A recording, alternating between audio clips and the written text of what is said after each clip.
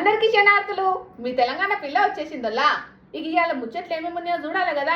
ఇక ఆలస్యం చేయకుండా చూసేద్దాం పాండ్రి నడుండ్రి. ఓయమ్మా, నిన్నటి నుండి ఒక వర్షం కాదోలా. వర్షం పడ్డదేమో కానీ గాలులు, ఈదురుగాలులు, మనిషి కొట్టుకోపెట్టట్టు గాలులు వస్తున్నాయి. ఇక వాన అంటే వాన కాదల్లా, ఐస్ గడ్డలు పడుతున్నాయి. చిన్నవి కాదు, పెద్ద పెద్ద ఐస్ గడ్డలు పడుతున్నాయి. ఇగో ఈడే వస్తుంది చూడండి.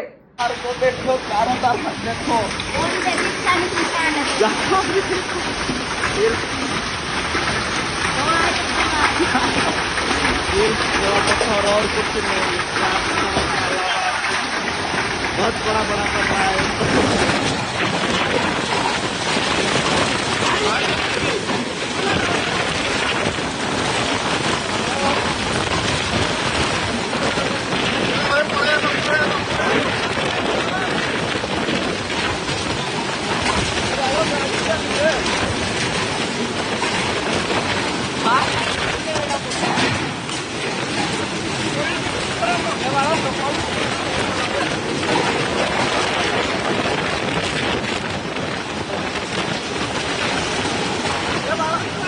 మానవత్వం అంటే గీ సార్దేనోలా. ఈ వీడియో చూసినాక నాకు అనిపించింది మళ్ళా చూడుండ్రి, పాము గడుస్తుందని తెలిసినా కూడా గా పాముని కాపాడనికే గా సార్ పడుతున్న తాపత్రయం ఎట్లున్నదో చూసినాక మీరు కూడా తారీఫ్ చేస్తారు అయ్యానని. చూడుండ్రి రూపారి. అయ్యో పాపం చూస్తున్నారా అనోలా, గా వలలా పాము ఎట్లా ఇరికిందో.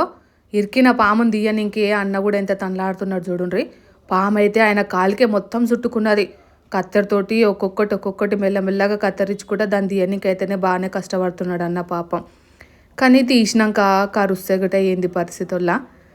ఎంతైనా పాము కదనోళ్ళ.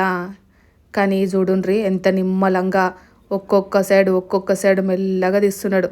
గంత దాకా ఇరకదాకా ఎట్లా పోయిందో ఏమో మరి పాము కూడా నిజంగా.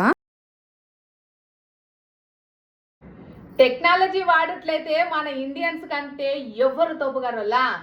ఏ దాన్ని ఎట్లా వాడాలా, ఖరాబ్ అయిన దాన్ని మళ్ళీ దాన్ని ఎట్లా యూజ్ చేయాలా అని చెప్పేసి మనలు వాడినట్లయితే ఎవ్వరు వాడరు. ఇక చూడుండ్రి ఈ అన్న టెక్నాలజీ ఎంత మంచిగా ఉన్నదో. చూసిన రానోళ్ళ ఆ పెద్ద ఆయన తెలివి ఎంత మంచిగా ఉన్నదో. మేకకి వెనకాల బండి కట్టి మనవరాలను ఎట్లా లాక్కొని పోతున్నదో చూస్తుంటే మంచిగా అనిపిస్తున్నది. అందుకే ఈ వీడియో మీకు కూడా చూపిద్దామని చెప్పేసి పట్టుకొని వచ్చిన. ఆ పొల్ల కూడా చూడుండ్రి, అస్సలు భయపడకుండా వెనకాల కూర్చొని ఎంత మంచిగా పోతున్నదో. ఆహా, రాణి లెక్కన ఉన్నట్టున్నది కదా చూడండి.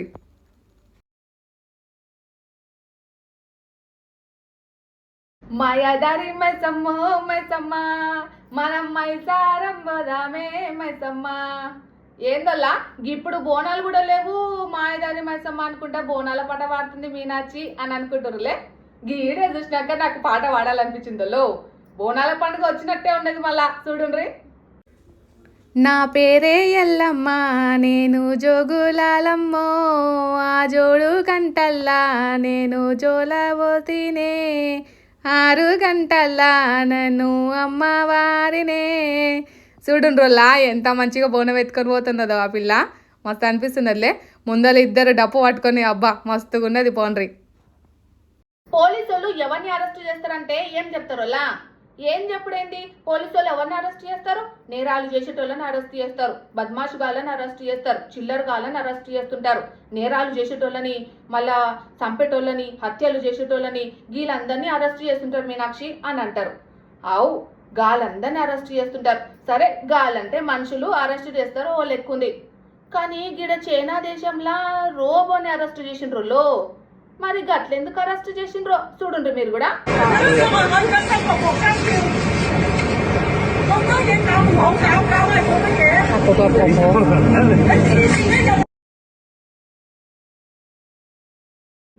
ఈ మధ్యకాలంలో డ్రైవర్లకి కళ్ళు కానస్తలేనట్టున్నాయోలా.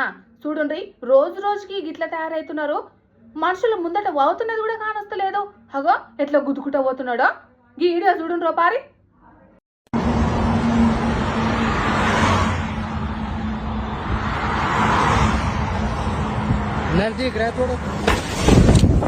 ఇవాళ రేపు మనిషి పానానికి దిక్కే లేకుండా పోతున్నదోలా. ఎప్పుడు ఏమైతున్నదో తెలుస్తలేదు.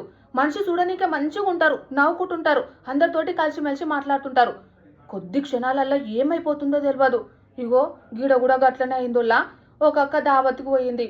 ఫంక్షన్లో అందరితోటి ఫోటో దిగుదామని స్టేజ్ మీదకి కూడా ఎక్కింది. ఉంటుంటేనే కుప్ప కూలి పడ్డారు కదా. చూడండి వీడియో వస్తున్నది. తండ్రి బాధ ఎప్పుడు బయటపడుతుందోలా? పుట్టినప్పుడు పడదు, పెంచేటప్పుడు పడదు. తనకి ఎంత కష్టం వచ్చినా బిడ్డల్ని మట్టికి మస్తు సంతోషంగా చూసుకోవాలనుకుంటాడు. కానీ ఎప్పుడైతే ఒక ఆడవిళ్ళని పెళ్లి చేసి పంపిస్తాడు చూడు, అప్పుడు ఉంటుంది బాధ. ఎంత బాధపడతాడో ఆ తండ్రి కళ్ళల్లో నీళ్ళు ఆ రోజు కానొస్తాయోలా. ఆ తల్లిని ఇక ఎవరైతే అల్లుడు ఉంటారో అల్లునికి అప్పచెప్పేటప్పుడు ఎంత కుమిలిపోతాడు, ఎంత బాధపడతాడో చూస్తే మస్తు బాధ అనిపిస్తుంది. ఆ కార్యం జరిగేటప్పుడు ఎంతమంది ఆడపిల్లలు చుట్టుముట్టున్నా మగపిల్లలు చుట్టుముట్టున్నా అందరు బాధపడతారు, అందరు ఏడుస్తారు, లోపల కుమిలిపోతుంటారు కూడా. ఇగో వీడియో చూసినాక నాకు అదంతా గుర్తుకొచ్చిందోలా. చూడండి మీరు కూడా. నా కూతురు నాకు హార్టే.